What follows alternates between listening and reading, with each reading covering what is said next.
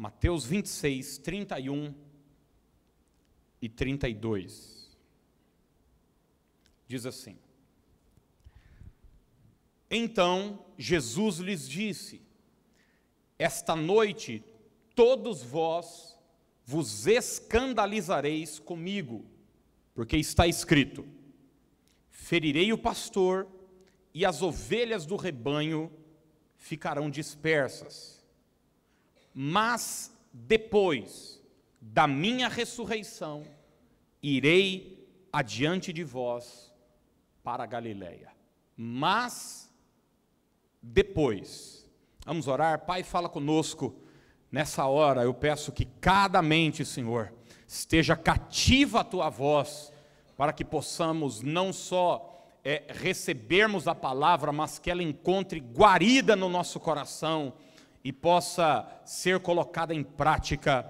É o que nós te pedimos em nome de Jesus.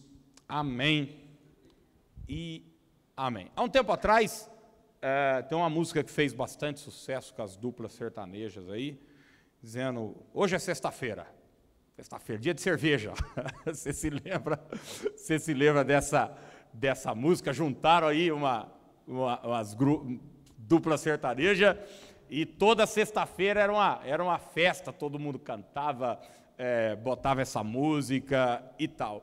Aliás, saiu uma pesquisa, eu não sei como é que eles conseguem medir isso, coisa de americano, que às sextas-feiras o índice de felicidade das pessoas está 25% acima do que nos outros dias. Você consegue imaginar por que não?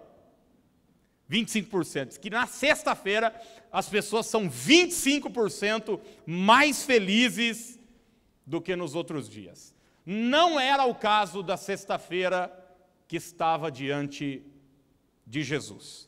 Jesus estava para enfrentar não só a pior de todas as sextas-feiras da sua vida, mas o pior dia, o dia mais difícil da sua vida. Se não bastasse ser o dia em que ele iria ser crucificado, iria ser esbofeteado, cuspido e tantas outras coisas que a gente conhece pelo relato bíblico, era o dia em que ele seria também abandonado por seus amigos.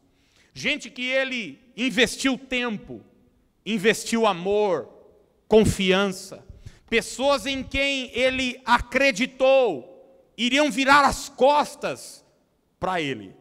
Imagine você que Jesus, durante os seus 3 anos e meio de ministério, curou cegos, alimentou famintos, Jesus levantou do leito paralíticos e purificou leprosos, e nessa sexta-feira nenhum desses estará junto com ele. Ele não vai encontrar Bartimeu, ele não vai encontrar aquela mulher que teve o seu fluxo de sangue estancado.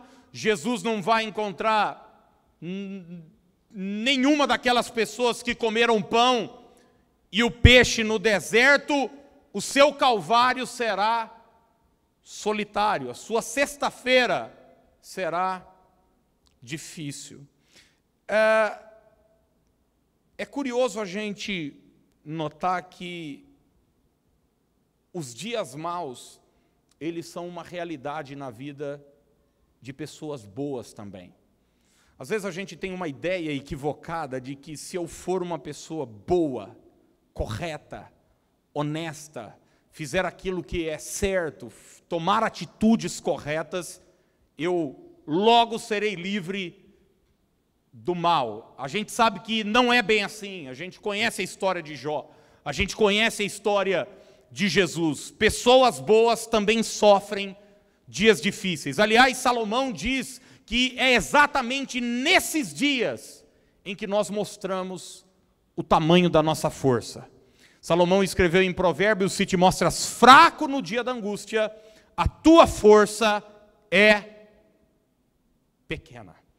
E eu queria pensar hoje com você como é que Jesus enfrentou o pior dia da sua vida. E talvez eu esteja falando para pessoas hoje à noite que estão enfrentando um dia difícil. talvez uma semana difícil. Quando a Bíblia fala sobre dia mau, não necessariamente se trata de um período de 24 horas. Muitas vezes esse dia mau se refere a uma estação, um momento, uma fase difícil da nossa vida. Todos nós as enfrentamos. Se você olhar Eclesiastes 3, quando Salomão diz que existe tempo para todas as coisas, você vai ver a lista que Salomão coloca, e existem dias muito positivos lá, como o tempo de nascer, como o tempo de saltar de alegria, como o tempo de curar, como o tempo de colher, mas existem dias também difíceis, dias de dor, dias de morrer, dias de chorar, dias de pranto, dias de dificuldade. Como é que Jesus enfrentou a sua sexta-feira? Como é que eu e você devemos enfrentar esses dias maus? Primeira coisa que eu anotei aqui, são 3. Não ignore que existe uma sexta-feira. Vamos repetir isso juntos comigo? Diga assim: não ignore que existe uma sexta-feira. Você vai ver, é interessante a maneira como Jesus lida com isso. Ele não finge que está tudo bem.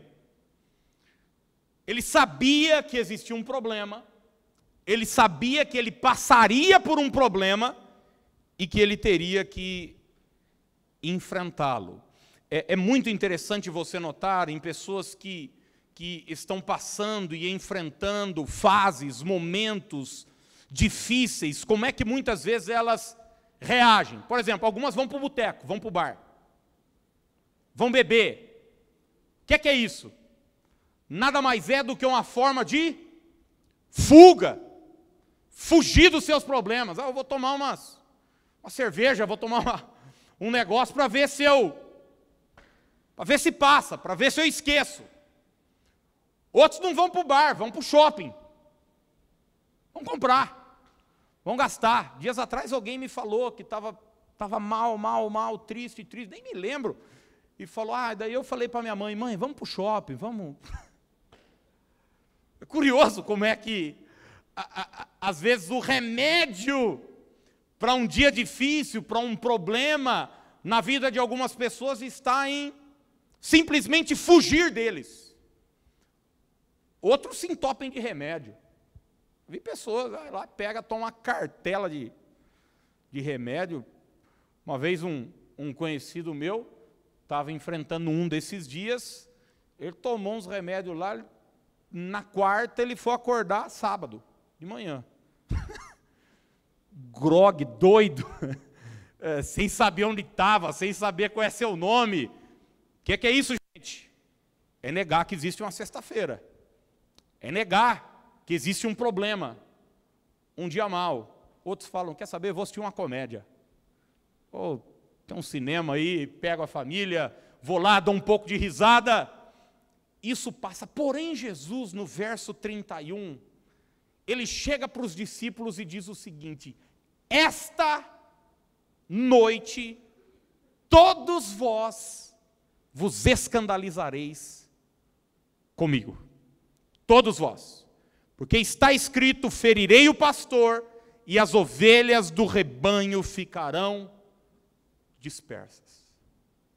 Jesus enfrentou aquela sexta-feira com realidade, com verdade, sabendo que ele teria que enfrentar um calvário, que ele ficaria só, mas ele teria que enfrentar. É interessante, né? Você vai ver que é muito comum isso, você certamente já experimentou isso na sua vida, mas a própria psicologia diz que a reação primeira nossa, ao enfrentar uma dor, ao enfrentar um revés na nossa vida, às vezes um luto, alguém da família, um familiar que morre, um diagnóstico médico contrário, um problema grande, o cara fica desempregado. A primeira reação instantânea sua e minha, sabe qual que é? Negação. Sabe aquele sentimento? Eu não acredito que isso aconteceu. Isso não pode ter acontecido comigo. Já passou por isso ou não? E você vê que tem pessoas que não conseguem dar o próximo passo. Elas estão constantemente negando o fato de que um problema existe, de que um problema aconteceu e que elas terão que enfrentar o problema de frente. Mas é bom a gente saber que negar um problema não o fará desaparecer. Você pode dizer isso comigo? Diga, negar um problema não o fará desaparecer. Não tem jeito. Eles continuam lá. Mesmo que você diz, não, eu não tenho. Não, tá tudo certo. Fingir que um problema não existe não o fará desaparecer. Pelo contrário, pode agravá-lo.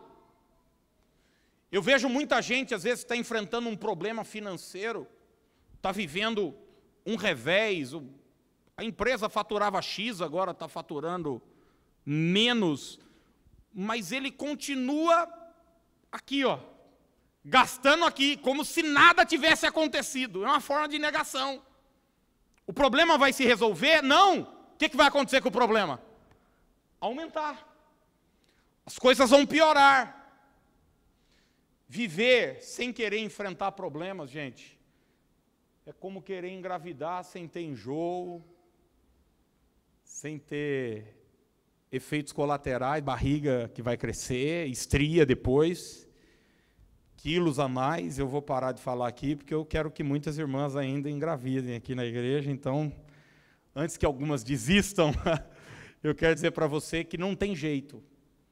Viver traz junto no pacote problemas, dificuldades, lutas. E eu gostaria que hoje nós pensássemos nessa primeira lição de Jesus. Não ignore que existe um problema. Não ignore que existe uma sexta-feira. Eu vou perguntar para você e, obviamente, você vai responder para si mesmo.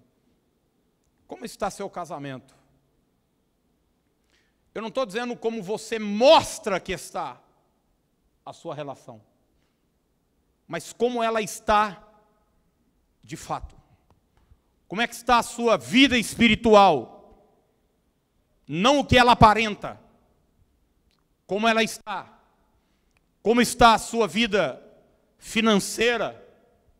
Não o que os outros veem, mas a realidade.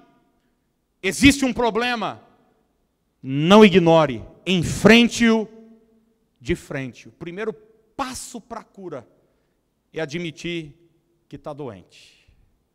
Vou repetir, o primeiro passo para a cura é admitir que está doente. Eu, por alguns anos, fiz triagem para alcoólatras e adictos entrarem numa clínica de recuperação que nós trabalhávamos, e o nosso passe para a pessoa entrar era ela dizer, eu preciso. E como é difícil dizer eu preciso. E como é difícil dizer eu tenho um problema. E como é difícil às vezes dizer as coisas não estão bem, não ignore que existe uma sexta-feira. Segundo lugar, como é que Jesus enfrentou, como é que nós devemos enfrentar as sextas-feiras da nossa vida? Creia que existe um depois. Vamos repetir isso junto? Diga assim, creia que existe um depois. Você pode dizer para o seu vizinho e diga, existe um depois. O versículo 32 traz uma expressão extraordinária, e eu estava de manhã aqui orando, debruçado nesse texto, e eu creio que foi o Espírito Santo mesmo quem me travou nesta expressão. Jesus disse o seguinte,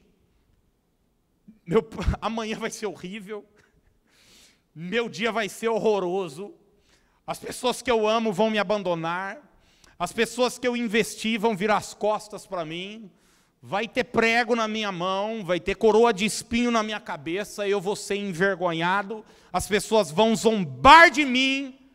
Versículo 32 diz, mas depois Depois. Não se engane, quando uma sexta-feira vier na sua vida, e ela vai vir, inevitavelmente, a aposta de Satanás, tudo o que o diabo vai investir, é fazer você acreditar que não haverá um depois. O diabo vai investir pesado para que você acredite que a sua vida, sua história, sua família, sua empresa, sua carreira, seu ministério, tudo isso vai acabar naquela sexta-feira. Quantas pessoas dizem, é meu fim, acabou, minha vida acabou? Quantos de nós já nos dissemos isso? Se não dissemos, quantos de nós já pensamos isso, ou já ouvimos alguém dizer para a gente, mas não se engane, existe um depois de Deus para a sua vida. Esse depois que Jesus diz é mais do que uma palavra solta. Esse depois é Jesus dizendo para si mesmo e para os discípulos, existe esperança. Vai ser difícil, mas existe um futuro. Vai ser difícil, mas a sexta-feira não vai poder me vencer. Eu tenho citado tanto aqui as palavras de Jeremias, o profeta. Eu quero trazer à memória o que pode me dar esperança. O que é isso? Eu quero encher minha mente com aquilo que me ajuda a olhar para frente, a olhar para o futuro. Davi, quando estava em Ziclag, certamente o inimigo apostou todas as suas fichas, dizendo para ele, acabou. Ele estava vindo de uma década de perseguição, estava vindo de uma jornada terrível, uma viagem de mais de 150 quilômetros a pé com o exército, e ao chegar na sua cidade, a sua cidade está toda queimada. A cidade não só está queimada, mas os familiares, sua mulher, seus filhos, foram levados pelos inimigos. Se isso não bastasse, agora os aliados de Davi o culpam, pegam em pedras para o matar. Mas a Bíblia diz que, em meio a tudo isso, Davi se reanimou no Senhor. Reanimou no Senhor. Qualquer um naquele momento dizia, acabou. Ele havia recebido uma unção, gente, quando ele tinha 16 para 17 anos, que ele iria ser rei. Anos e anos, mais de 10 anos se passaram, nada aconteceu. Pelo contrário, as coisas parecem que estão piorando. Mas a Bíblia diz que Davi se reanimou no Senhor. O intervalo dos próximos 2 dias desse texto de Ziclag é o intervalo onde o maior adversário de Davi, que não foi Golias, foi Saul. Porque Davi matou Golias em alguns segundos. Saul perseguiu Davi por anos e anos. Saul e todos os seus descendentes morrem naquele dia. E a coroa que estava com Saul é entregue para Davi. No intervalo de 2 a 3 dias, o pior momento da vida de Davi o leva para o centro do seu propósito, do seu destino. Eu quero dizer para você hoje, em nome de Jesus, existe um depois de Deus para você. Existe um depois de Deus para essa luta. Moisés, por um momento, achou que o fato dele ter matado um egípcio e ter sido descoberto, o seu ministério, o seu chamado havia acabado. Mas naquela sarça, Deus disse para ele, existe um depois. Pedro, depois de negar Cristo, volta a pescar. E Jesus, que havia o tirado do mar, dizendo, você vai ser pescador de homens, por ter negado o Senhor, ele pensou, acabou, meu futuro acabou, o plano de Deus acabou, não existe um depois. Mas Jesus vai até o mar da Galileia e diz para Pedro, você me ama? Ele diz, Senhor, eu te amo. Diz, então existe um depois para você, apacente as minhas ovelhas. E depois disso, Pedro vai ser usado como líder da igreja primitiva, pregando, milhares se convertendo, os enfermos sendo curados. Vai escrever 2 epístolas, porque onde o diabo quis colocar um ponto final, Deus colocou uma vírgula e continuou escrevendo a história. Existe um depois. Sabe, nos dias mais difíceis da minha vida, eu tinha que sempre ouvir uma voz aqui do lado dizendo: vai ser assim, se acostume, é seu fim. Eu me lembro que a Dani estava grávida da Fernanda, 6 meses, nós morávamos ali no Jaraguá, na Paulista, e a nossa igreja ficava ao lado do shopping, Piracicaba. E aqueles foram os piores dias da minha vida, de humilhação, de vergonha, de zombaria, de tudo que você possa imaginar que uma pessoa no ministério possa ter passado. Eu não tenho tendência nenhuma à depressão, mas eu estava a ponto de me entregar. Eu me lembro, só um fato curioso, abrindo um parênteses, o meu escritório ficava num lugar, tinha a porta do meu escritório, tinha um corredor e o painel, nós íamos fazer um evento da igreja, e o painel era para colocar os cartazes. Eu tinha um cartaz em cima da minha mesa com um durex para pregar no painel, e todo dia eu olhava para aquele cartaz, olhava para o durex, olhava para o painel e não conseguia pregar. Porque eu não tinha gosto mais para a coisa, eu achava que não estava mais valendo a pena. E eu me lembro que num desses dias eu não tinha dinheiro para pegar o ônibus, e a Dani, com 6 meses de gravidez, nós saímos lá da Paulista e fomos a pé até o shopping. Descemos a Dr. Paulo de Moraes, subimos, pegamos a Presidente Kennedy e fomos a pé até lá para eu pregar para 10 jovens e voltar para casa. Mas ao mesmo tempo em que existia uma voz dizendo para mim: acabou, existia uma outra dizendo: continue, que existe um depois disso tudo. Existe um depois disso tudo. E hoje eu posso ver o que a palavra de Deus nos afirma, que para cada dia de vergonha, Deus nos dá dupla honra. Dupla honra. Você vai ver os textos bíblicos como o Evangelho de João, capítulo 10, verso 10, onde Jesus vem com uma constatação tão ruim, dizendo: olha, o ladrão vem somente para matar, roubar e destruir. Mas o versículo não termina aí. Ele diz: mas.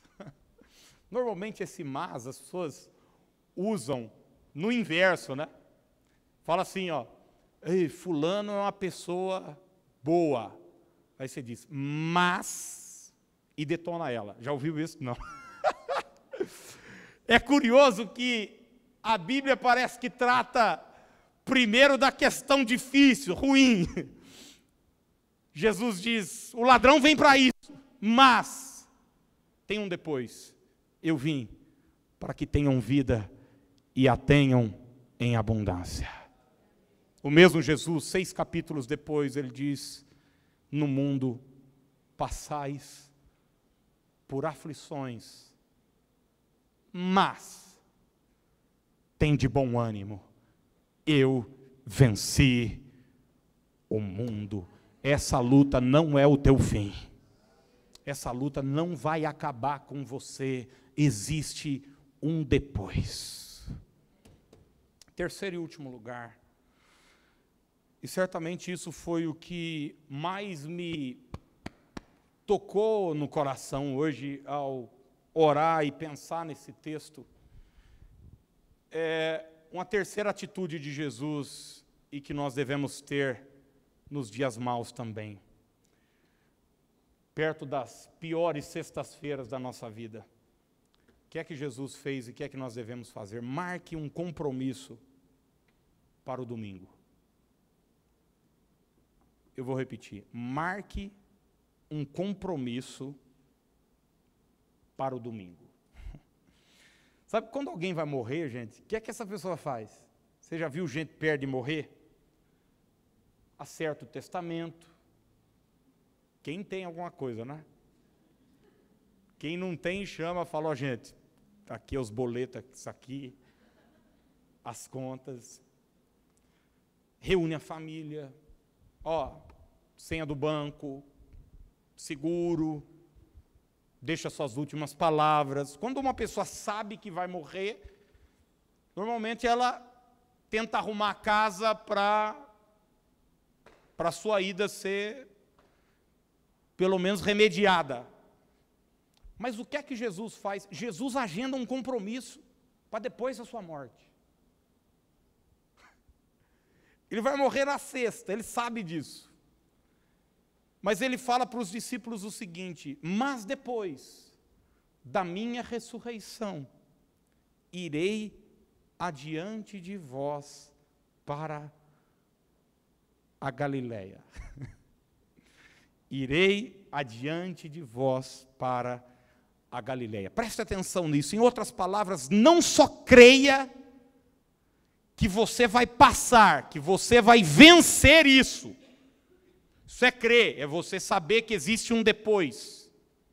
Mas também faça com que as suas atitudes caminhem em direção àquilo que você acredita. Entendeu o que eu disse? Não. O segundo passo, primeiro é você saber que existe um problema. Segundo é você saber que esse problema não é o seu fim. Existe um depois. Mas o terceiro é, pela fé, você tomar uma atitude, você agir como alguém que já sabe, tenha certeza de que você vai atravessar por isso.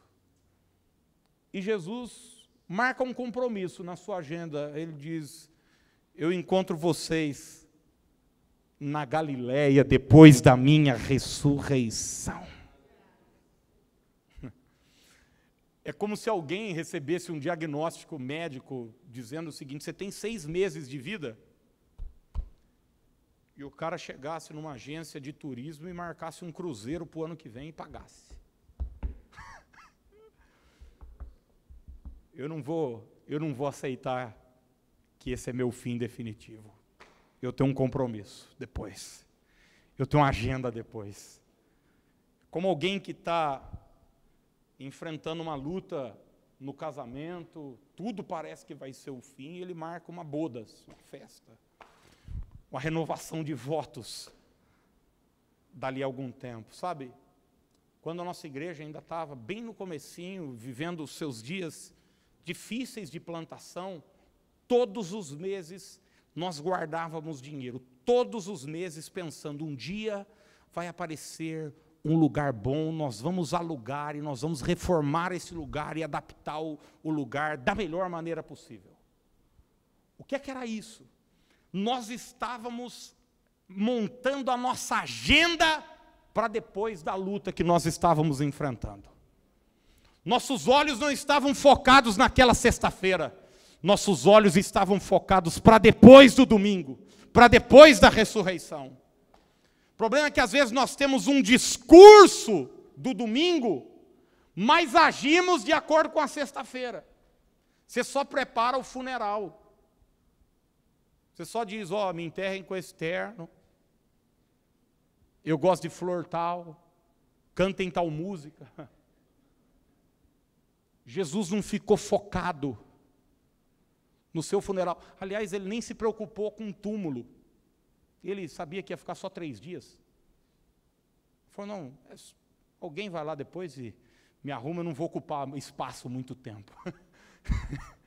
Eu acho isso maravilhoso. Sua atitude, sua agenda, seus passos precisam estar alinhados com a sua fé. É como alguém que não tem carro, mas já arruma uma casa com garagem. Ó, eu não tenho agora, mas eu vou ter. Você arruma uma casa já com garagem. Eu mudei numa casa com garagem antes de ter o carro. Eu não sei você. É como alguém, o bebê ainda não chegou, mas o quarto está lá. Tem espaço para ele. Está sendo arrumado. A empresa ainda não existe na prática. Mas eu já comecei a mexer com a papelada, conversar com gente da área, ver clientes em potencial, já montar meu plano de negócio. Não interessa, eu não estou com dinheiro agora, mas nós não estamos tratando disso agora. Nós estamos tratando de como é que será depois. A minha agenda está para depois do domingo.